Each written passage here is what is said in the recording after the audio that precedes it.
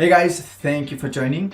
Today I'm going to teach you 3 things that you should know about the calculate function in Power BI.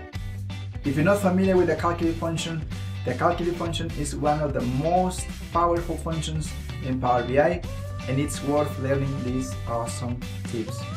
So don't miss it.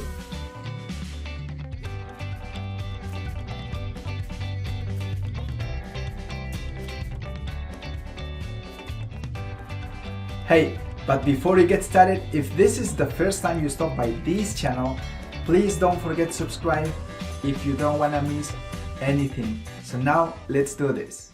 Like I said before, calculate is the most important, useful, and complex function in DAX. Calculate and also the calculate table are the only functions in DAX that can create new filtered contexts. So let's go over the first point here. So the calculate function, you can use it to create a new filtered context by manipulating the existing one. So if you're not familiar here with the filtered context, please stop this video and check the tutorial that I worked a few weeks ago about the filtered context. But here we can use calculate modifiers such as remove filters, keep filters, and also all to modify the current filtered context. And I have a couple of examples, so you will see what is going on with the first point. So the second point here, with calculate, we can also perform percentages. There are different ways to perform percentages in Power BI, but if you use calculate, so you can have a much more cleaner code. So now let's take a look at the third point here. We can also use calculate to perform a context transition. So remember here, in DAX we have 2 context evaluations. We have the filter context and also we have the row context. Here with calculate we can change a row context to a filter context. And I have an example as well, so you will see what I'm talking about there. So now let's move on and take a look at the example. So the first question that we want to solve here is to find profits for North America, which includes Mexico and the United States of America. So let's do this real quick. Right click, new measure, and we're gonna call this measure profits North America. And then, as you might have guessed, we have to use the calculate function here, okay? So we are referencing here the measure that was already created, and then we need to look for the country column, okay? Here it is. This is the country column, and then we care about 2 countries, Mexico and also United States of America. There you go. So what's happening here is the following. So we are using the calculate function to modify the current filter context. We are saying, okay, give me the profits, but just for Mexico and the United States of America. So let's approve these changes and see what happens. So as you can see, so you have here the measure that we just created, and then so we can use this new interface. And we have to use here another measure, the measure that we just created, profits North America. So what is going on here? Remember, the filter context is created by any filters and by the visuals that we have in the report.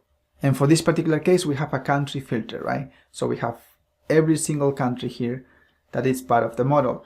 For this particular case, for the measure that we just created, as you can see, here, as you can see, we are asking for profits, but just for Mexico and the United States of America.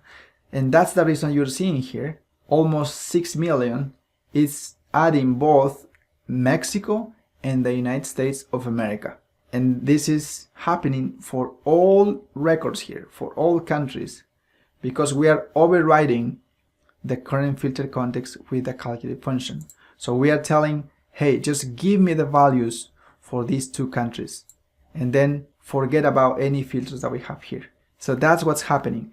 And then if we want to improve the code, we can do that as well, like it says right here. Point number 2, use keep filters to improve the previous result. So check this out. And this is the power of calculate, of course.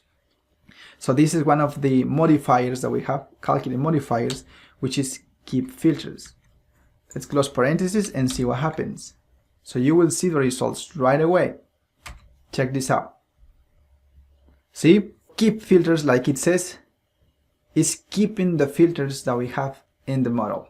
In other words, when we apply keep filters, you will see exactly the results for these two countries. And then for the other countries, since we don't have any filters, it's giving you 0, because we are focusing on just Mexico and the United States of America. Like I said before, this is the power of Calculate. So now let's move on to the next question. Find the profit percentage by country. So this is also powerful. Remember, Calculate helps you find percentages. So let's do this real quick. In order to do so, we're gonna create another measure, okay? So let's do that. New measure. And we're gonna call this total profit by country, okay? And then we're gonna use the calculate function again. We're gonna reference the initial measure, profits. And then here, guess what? So we're gonna remove any filters that belong to the country column. And we're gonna use here the remove filters function. This is another calculate modifier.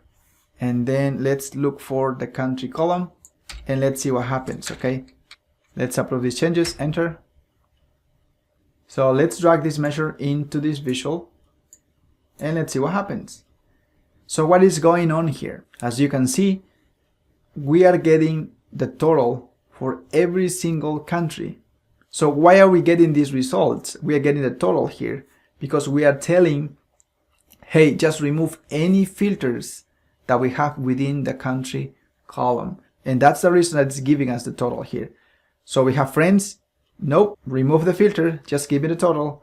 For Canada, the same thing, remove the filter, just give me the total. And that's the reason we are getting totals here instead. And now, as you can see, it's going to be so much easier to find the profit percentage because here we have to divide this number right here by this number right here. And that's going to give you the profit percentage for each country. So let's do this real quick. Let's create another measure here, new measure, and let's call this measure country profit percentage. And then we're going to use variables here. When you use variables, the code is more readable and also improves performance. So you might want to use variables, okay? If you're not familiar with variables, I'm going to share with you a link as well. I do have a tutorial about variables. And here, let's call this current profit. Here we want to reference one of the measures that we already created, profits. And then the other variable is going to be total profit. And here we're going to reference the measure that we just created. It's going to be total profit by country and then return. And here we're going to use a divide function and we have to divide current profits. Remember, this is going to be the variables, okay? Divided by total profit. It's just the variable that we just created. And then let's hit enter and see what happens. So it seems like it's working. We can drag this into this visual and let's see what happens. There you go. You can also customize this. This should be percentage. So it's thinking perfect. And then we solved the third question. And now let's go over the last question. Here it says create a calculate column to find the total sales for each record in the financials table. So let's do this real quick. Right click, new column.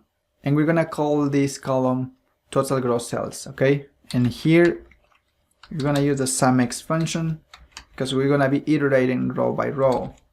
Financials, and here unit sold times sale price. And then let's approve the changes and let's see what happens. Seems like it's working. Let's go over data here and then check this out. So what is going on here? So we are getting just one value, which is the total.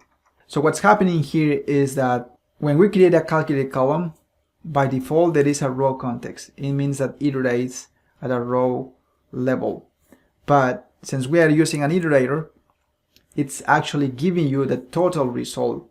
And that's what's giving you by row. Here we have to have a context transition from row context to the filter context. Because remember, the row context doesn't filter. The filter context does. So let's go back to report here and then over the calculate column that we just created. Guess what? We're going to use the calculate function here to change the context transition. And we're going to use here the calculate function to perform a context transition. So let's do that. And let's see what happens. Check this out. And then let's go back to the data view again. Boom. Now you can see the right amount for each record, which is the sales price times the unit sold. So that's what you're getting here. So there you have it, my friends. I hope you found these tips really helpful. Like I said before, calculate is one of the most powerful functions in Power BI, and it's worth learning these 3 tips.